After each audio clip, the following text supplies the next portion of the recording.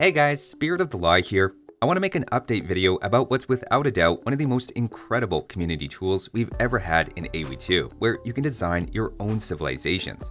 This is the Tlaxcalans Civ Builder, which lets you play developer and make a brand new civ however you like, choosing from existing as well as some brand new bonuses on top of a customizable tech tree, making civs that you can then play against the AI or your friends online. Now this site went up about 3 years ago, and I covered it at that time, but unfortunately it was then taken down for a while. Secretly, I'd hoped that was because it was being made into an official DLC, but that doesn't seem to be the case, though at least it is now back up and running. In this video, we're going to play around with some of the new features, including new bonuses and unique units, and we'll then make a couple of civs with different themes. Plus, then I'll show you how to test your custom civs using an easier method than I showcased last time. Originally, the only way I knew how to play the civs once you made them was to upload 2 different mods onto the workshop. Though, given the popularity of the mod, that led to a lot more workshop activity than I anticipated. Just looking over the last 2 days when I'm recording this, of the 41 newest mods uploaded over those 2 days, 34 of those 41 are custom civs from Tlaxcalans' site, many of which have just one download by their creators.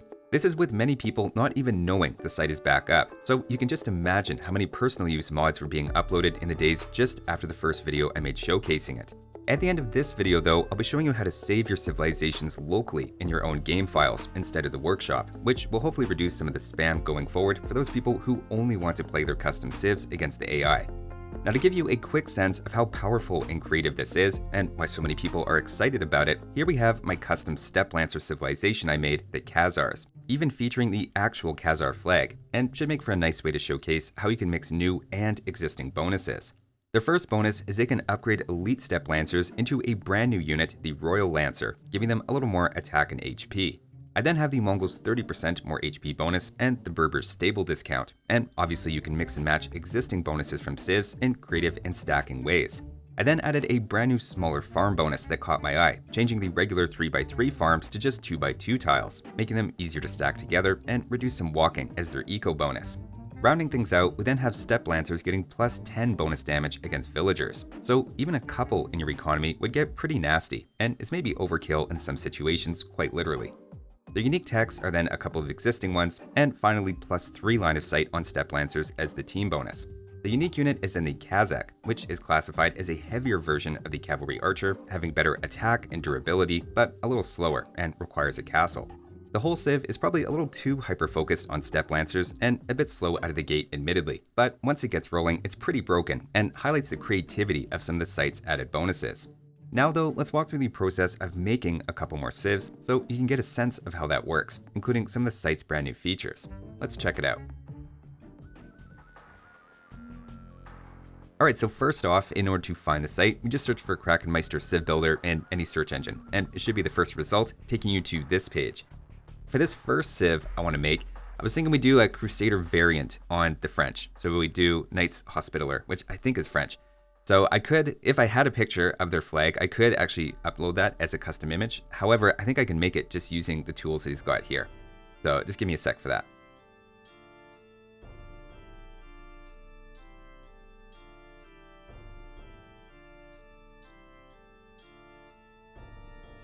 There we go. So we got our Middle Eastern architecture because this is a Crusader faction and we're going to be speaking French. And I got the exact, like this is the perfect, we had the exact picture, exact cross and everything.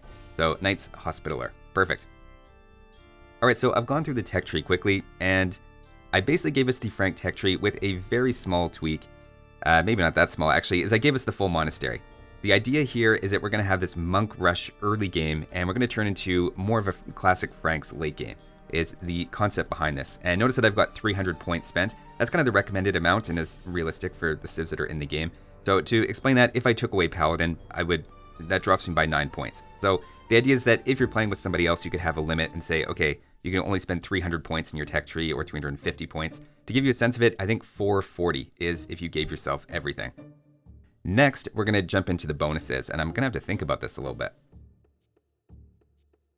All right, here we get to pick all of our different bonuses and notice a couple of things. So first of all, they all have these little pictures on them. So start with 1 villager, but minus 50 food. So we have plus villager. So you can kind of find things that way.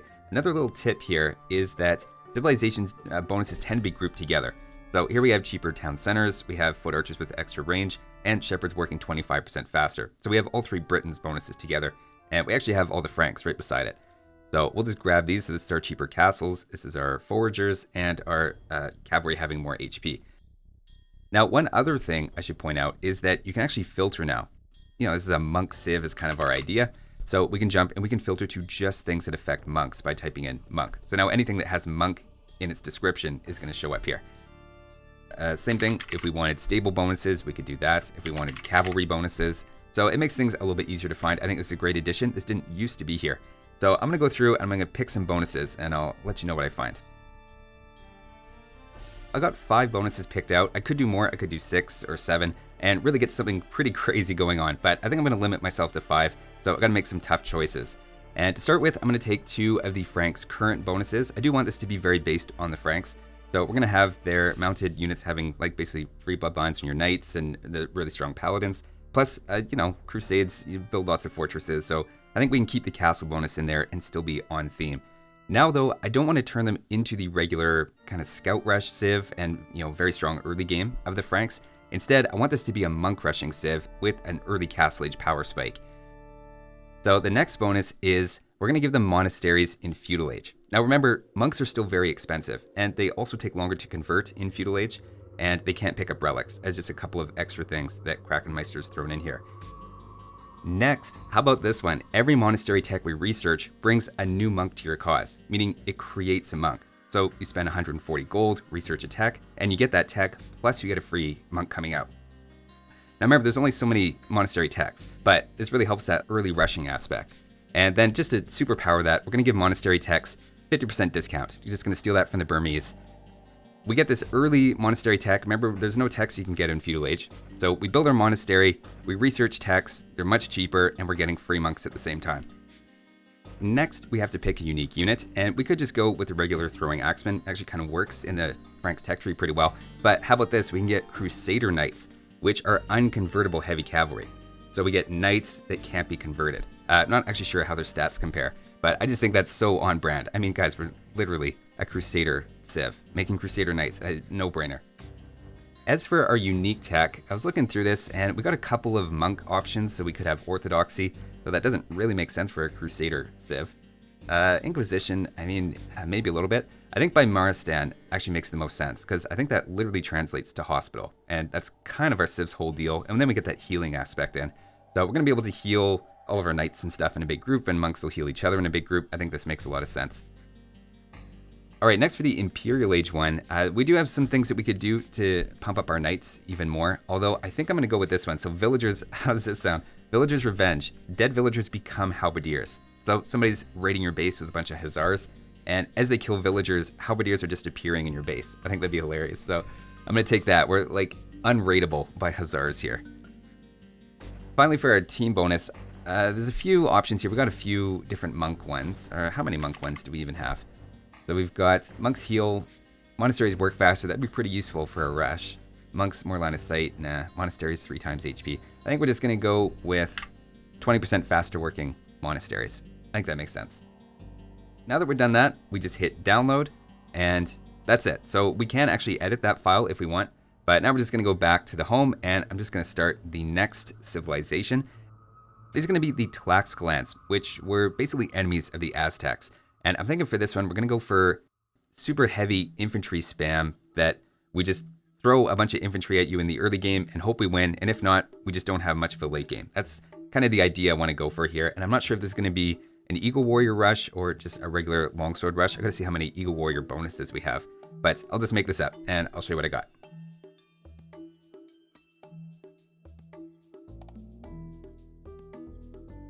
I don't know. I'd kind of like this thing. I could play around with this all day. But all right, we're going to go with Tlaxcalans. We're going Mesoamerican, speaking Aztec. Got a little flaming sun and triangles. I don't know if this is Tlaxcalan. Probably not, but I think it looks kind of cool. I got the Aztec tech tree in here, so we got no stable. I wonder if I gave them knights, if it would give them Shalado warriors. Probably not, so I didn't want to risk it. Or I probably would give me, or give the Civ Shalado warriors. I think that could be fun. I also took away a couple monastery techs, because I don't, unlike Aztecs, I don't want this to be a monk civilization. Oh, that is one thing. I kind of wish you could put in, you know, the labeling of like cavalry civ, infantry civ, that sort of thing. I think it just kind of does it randomly. in my experience. But anyway, we want this to be an infantry-only spamming civ. This is not going to be a monk civ at all. Now, I have to see, how many eagle bonuses do we have? We've got eagle line upgrades free. Okay, that's interesting. Eagles are faster. Bonus against stone defenses and pierce armor. I don't know if there's enough there to really have an eagle civ. So let's think about infantry bonuses. I think, you know, we're going for spamming infantry, so I think the Goth discount makes a lot of sense. All right, I got my 5 bonuses here. So first we're just gonna do Goth bonus discount. I mean, it just totally fits. Okay, next we're gonna have the infantry armor upgrades free, and we're gonna add in the Roman bonus, so we get double the effect of those. Actually, I'm probably gonna take away the last armor upgrade. No, you know what? Whatever, we'll just let this be crazy. At the end, you'll get, what, +6 melee armor and +8 pierce armor? Yeah, that's pretty great. Okay, so then, in addition to getting +2/+2 armor the instant we hit Feudal Age, I'm gonna have the militia line upgrades are gonna be free. So we also get instant men-at-arms. Plus, okay, this is where it gets crazy. We then move the men-at-arms and the long sword, and I think the two-handed swordsman is how this works, all up 1 age. So what's gonna happen is we're gonna have our militia rush, it's gonna be discounted, and as soon as we hit the next age, we're gonna get +2/+2, and we're gonna get instant men-at-arms and then instant long swords. And that's gonna be our one big power spike. We're not gonna have any other bonuses for the rest of the game other than just having cheaper infantry. That's exactly what I was picturing. And unfortunately, I don't think I can make this work with eagles. I guess we could take away these power spike and we could just go with eagles. I just didn't think there was enough bonuses here. Although maybe the upgrades for free. I don't know, let's just go with this crazy all-in long swordsman play. All right, now I gotta come up with some unique techs. So I got my techs and unique unit figured out. I found this one, this is actually brand new. It's +1/+1 pierce armor for infantry, or +1/+1 armor for infantry, and +1 attack for a pretty cheap price. And it's kind of fitting our whole infantry everything. I guess we could do something like this. Ooh, this would be pretty good for eagles and stuff too. Having discount on them. Nah, I think I'm okay with this. And then Garland Wars, just because, like, weren't the Garland Wars actually fought between the Tlaxcalans and the Aztecs? Maybe I'm wrong about that, but very on brand for us. And, oh, I didn't pick a team bonus. I like the idea of the barracks working faster. Where's that one? Is that this one? Yeah, barracks working faster. I mean, this is our, like, all-in infantry civ, so I think that makes sense. And for unique unit, I grabbed this guy, never heard of him. It's a flexible infantry. There's another one that caught my eye. So this guy's an anti-archer infantry. I do think we've already got that in the Eagle Warrior, though, so I don't think we need any more there. And, I mean, lots of really interesting things here. Let's see if anything else jumps out to me. Wolf Warriors, offensive cavalry. I wonder if that just means really low HP or something. Anti-villager cavalry. That's kind of what we did with the Steppe Lancers. Okay, I think I'm good with this. So there's our Tlaxcalans, or Tlaxcalans, and we're gonna download that. Now, obviously the civ is kind of broken, if we're being honest, but I do know there's tournaments every once in a while where people will design civs. I think there's one coming up in middle of June that I think T-West is hosting. And I feel like this is the kind of thing in a tournament you would get, is just something where you just steamroll your opponent 15 minutes into the game like this. All right, now let's get to how you actually save and try these civs that you made if you want to play them against the AI. So the way to do that is we go back to the main page and we click on Combine Civilizations, which refers to combining or packaging the civilizations into a single mod and not, actually combining civilizations. Now, you do have to watch out here because if you create the mod with just your custom civs, then those will become the only playable ones. You can't play the vanilla civs. So if you want to have the actual vanilla civs, like, Franks and Britons and Aztecs and all that, then we're gonna have to download those and we have to include those in our mod. So we just go get vanilla civs and we're just gonna have to open that, we're gonna have to extract that, and we're gonna put it all together. So I'll show you what that looks like. Here I've extracted them. I've got all the vanilla civs, and then plus I've got my 2 other civs down here. Now, one really important thing to know is the game can only handle 45 civilizations in total. So since I'm adding 2 civilizations, I have to take 2 away. So we'll just take away, sure, Turks and Malians. So just be really careful. You can't take all the vanilla civs plus your new ones. If you're adding 3 civs, you got to take away 3 of the others and not select them. So then you just go open and you just wait a minute. It thinks about it and just be patient. It actually does take like a minute and then it'll download for you. And after that, it's basically just a matter of following these instructions that I'm going to have on the screen right now. These are straight from Krakenmeister, and I followed these instructions. It was incredibly easy. And then once you have it all extracted and everything, you just put it in that one folder and start up your game, and it should be there. Now, if you really want to play multiplayer, then I'll link the older tutorial to that. It's a little more complicated, but basically you just create your set of civs the same way, and then have to upload them to the ageofempires.com workshop, where then you and your friend would have to both download the mod, after which you would just host a game with that data mod and they could join it. The original tutorial I made still works for that, and obviously many people have figured out how to get that to work.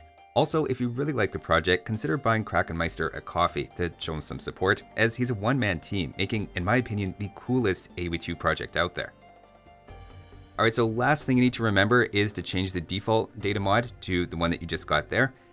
You do have to remember to do that every single time. If you go into a game and you're like, hey, this isn't my civ, 99% of the time it's probably because you forgot to change this just before you started. And if you did it right, you should have your civ. So I got my Knights Hospitaller and I've got my Tlaxcalans. Also, very cool is now the tech tree even works with it. I seem to remember that being an issue in the past, but now it does. So you have it here and I can go and I can check something in the tech tree, and this will be accurate and it'll be updated. Even got my Crusader Knights. 90 HP, 16 attack. Okay, that's pretty good. A little expensive though, a little high in the food cost. Okay, cool. And then I can go down to the Tlaxcalans and wait a second. This has 9 HP, 99 attack, and 99 armor. That can't be right. Okay, well, maybe there's bugs here, because this is the craziest unit.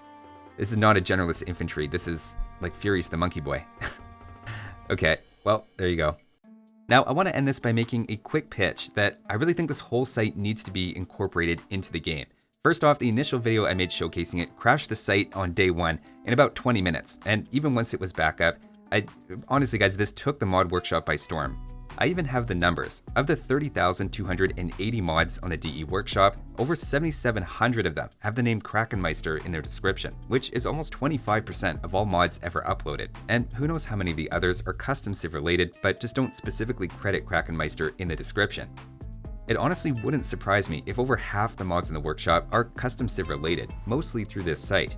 For Microsoft to look at that and not see a top priority DLC, I can only assume they're allergic to money.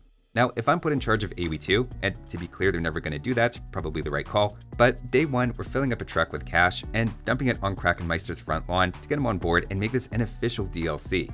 The thing is, they put all this effort into making that sad-looking bar in the main menu with just 2 icons, and we're going to extend that with a Krakenmeister Civ Builder DLC. Again, this is if I was in charge. Let's also get Robbie Lava on that team as well, and if you don't know his channel, he designs a lot of very creative theory crafting custom civs. So let's get all the talent we can involved in this, as thinking of cool new bonus ideas is paramount, and we can even set the best ideas aside for future DLCs anyway. We then sell it for $3. Now, I know what you're thinking. Spirit, this could sell for $5, $10, people would pay it, but that's smooth brain thinking. I don't know if you've noticed, but I have dozens of highly successful businesses I made on the side, shout out to Squarespace, and here's a little business tip I picked up. There's this thing called goodwill, and companies literally pay each other for it when they're bought out. I think AoE2 lost a bit of that goodwill when they overcharged for the last DLC, and that's nothing against its quality. The creator Philadelphia is a legend in the custom scenario community and makes some of the best scenarios I've ever played. It was just priced too high, which is something I'm sure he didn't have any control over. Having a very popular, very cheap Civ Builder DLC, letting players create their own custom civs, would be a great bounce back, and echo what was previously, in my opinion, Microsoft's best decision in the last 20 years regarding AoE2 by bringing the wildly popular Forgotten mod into the game as a DLC for a very reasonable price. Not just by ripping them off and stealing the idea, but actually getting that community talent involved in implementing the idea they spearheaded. Ideally, this would all be incorporated into the AoE2 ecosystem, with special custom civ games allowed in the unranked lobby, or even its own ladder, letting players test out their civs against similarly skilled opponents with their own custom civs. I feel like the ability to play a game and then afterwards make a quick tweak to your civ's tech tree or swap out a civ bonus, and then jump into another game immediately would almost bring a deck builder aspect to the whole dynamic that's hard to capture when it's all based on an external site and you're having to extract and copy files or uploading to the workshop. That's my pitch, or rant anyway, about the big opportunity that I see just sitting here. Though again, there's probably a good reason I don't get to make these decisions. That's all for this one though, and you can either give it a try yourself, or even download someone else's mod off the workshop if you think one sounds cool. Many people have put different overpowered civs out there, so there's lots to explore even if you don't feel inclined to make one of your own. That'll do it for this one though. Thanks for watching guys, and I'll see you next time.